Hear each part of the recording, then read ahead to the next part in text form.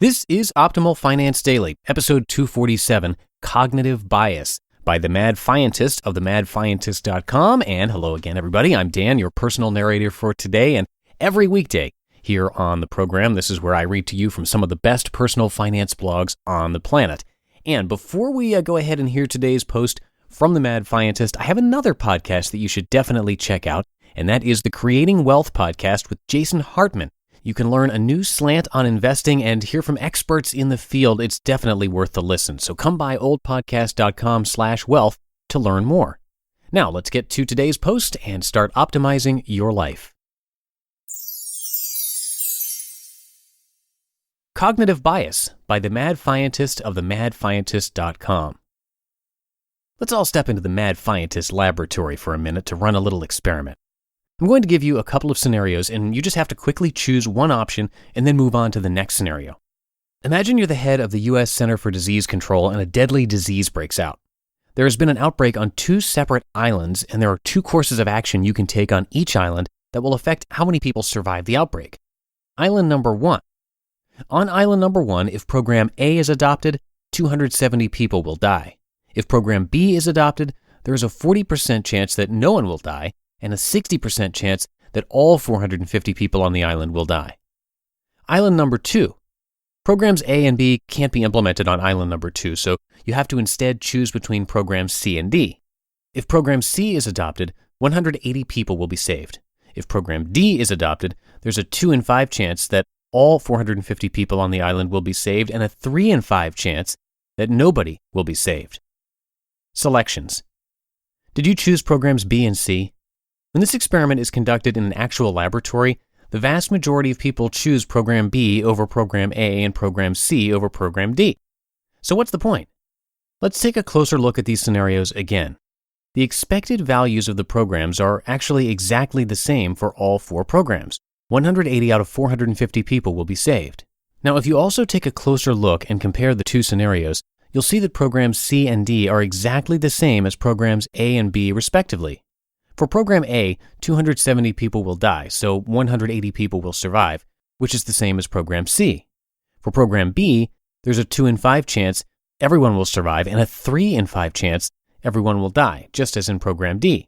So all programs are equal in terms of effectiveness. Programs A and C are exactly the same, and programs B and D are exactly the same. So why is it most people choose to gamble in the first scenario, program B, but choose the sure thing in the second scenario, program C? It's all about how the outcomes are framed and how we feel about risk and loss. Framing, loss aversion, and risk. If the problem is framed as a loss, as it is in the island number 1 scenario, focusing on the people that die rather than the people that live, we become risk-seeking. Since 270 people would definitely die if we choose program A, we'd rather risk killing everyone for the chance of saving those 270 people. If the problem is framed as a gain, however, as it is in the island number 2 scenario, focusing on the people that will be saved, we become risk-averse. We want to protect our gains. In this case, the saving of 180 people. So the majority of us would choose program C to avoid the risk of losing those 180 if we instead chose program D. So simply by framing the exact outcomes in different ways, we've altered the decisions of the majority of the population. So how does this apply to my finances? Why am I making you put islanders' lives at risk? To illustrate that your brain often affects your decision-making without you consciously being aware of it. You may feel that you are smarter than other people and that you are able to make logical decisions when it comes to your finances, but these subtle quirks of your mind influence every decision you make. Anchoring. Let me present to you another study to further reinforce this point. We've all probably heard of Gandhi. If you close your eyes, you can even probably picture him. Since the image is likely an image of him shortly before his death, you'd most likely do reasonably well guessing how old he was when he died. If before asking you how old you think Gandhi was when he died, I ask, did Gandhi live to be 140? You'd probably laugh at my stupidity and say, no, that's ridiculous. If before asking you how old you think Gandhi was when he died, I ask, did Gandhi live to be 9? You'd probably also laugh at my stupidity and say, absolutely. Neither of these responses to these 2 ridiculous questions is surprising. What is surprising, however, is how the responses to the how old was Gandhi when he died question are affected when you precede the question with one of the 2 ridiculous questions just mentioned. When asked, Did Gandhi live to be 140? Before being asked how old he was when he died, participants answered on average that he was 67 when he died. When participants were asked instead, did Gandhi live to be 9 before being asked how old he was when he died, participants answered on average that he was 50 when he died. In this experiment, the ridiculous scenarios, even though they were far-fetched, served as anchors that ultimately affected the answers to the question about Gandhi's age at death. It's not hard to see how this type of anchoring could affect your financial decision-making. If all the talking heads on CNBC are saying that Dow's going to go to 18,000 by year's end, an anchor is set in your mind that could potentially affect your view of the market and subsequently your interactions with the market. Other examples. The bad news doesn't stop at framing and anchoring, however. There's also confirmation bias, the idea that we tend to place more weight on options that we agree with and discount or disregard information that we don't agree with. Illusory superiority. About 80% of the population believes they are above average drivers. And many, many more. So how can you save yourself from yourself? What's the solution? My advice is to take your brain out of the investing equation as much as possible. I know that probably sounds like the worst investing advice ever, but let me explain. Your brain is useful when setting up an investment plan, but it's not useful when you execute that plan for the reasons mentioned above. I invest the majority of my portfolio in a total stock market index fund. This simple strategy has allowed me to take my brain out of the what question completely when it comes time to invest. I don't spend hours agonizing over which stock to invest in this month, and therefore, I don't let all of the external factors present in the world unconsciously influence my decisions. You can also take your brain out of the when question as well.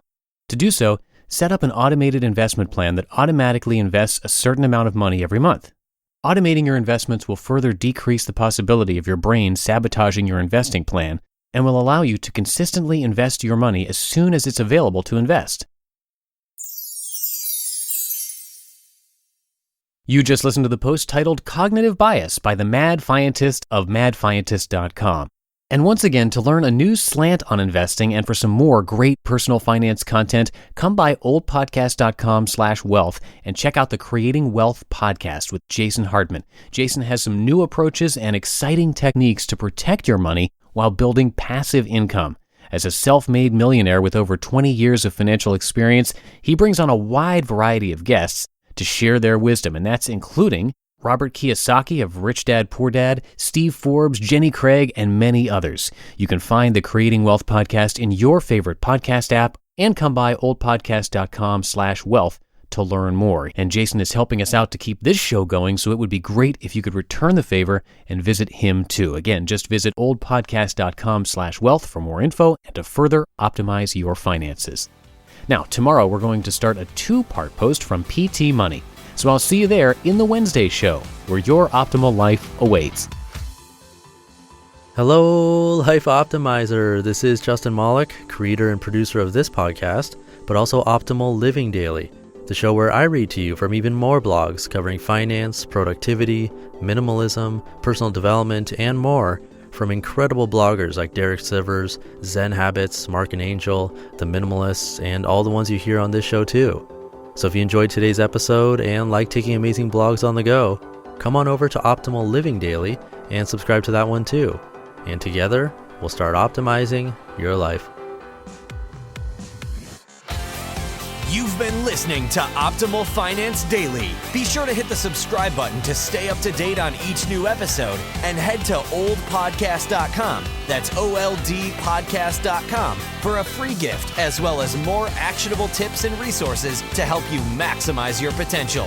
Thanks for joining us, and remember, your optimal life awaits.